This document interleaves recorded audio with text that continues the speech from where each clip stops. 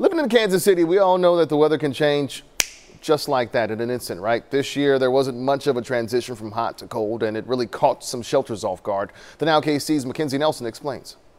At 34, to realize like, hey, you needed to wake up, so that was like a big thing for me. 4 months ago, Sterling Gray found himself homeless and living on the streets. Bus stops, it really didn't matter, parks. Over the summer months, the weather wasn't much of a problem for Sterling, but nearing the end of October, worry started to set in. I didn't have anything. I called a few people that I knew about a jacket, and like no one was responding. I'm like, oh my God, it's about to be freezing. Sterling went to the Kansas City Rescue Mission for help. It is hard out there without a jacket. Knowing firsthand what it's like without one, he calls himself lucky after receiving a jacket this week. It was like, wow, how did you? And I was like, I don't know. They say I'm spoiled or something like that. This week, the mission has been in panic mode. A few days ago, our executive director went up to our clothing room right before we were getting ready to distribute clothing and noticed that there were no coats. Every year, the mission gives out nearly 500 coats. Right now, they have none. Usually we'll have stock from last year, late last year, that we could give out in the beginning.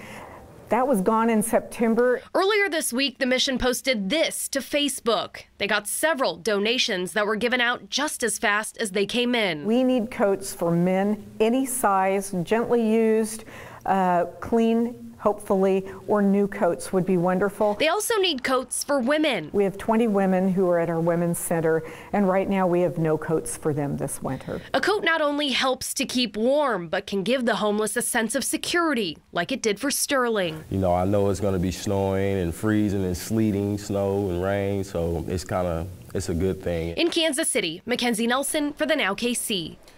All donations, by the way, can be dropped off at the Kansas City Rescue Mission, or you can give a monetary donation online. You can find a link on our website, kshb.com.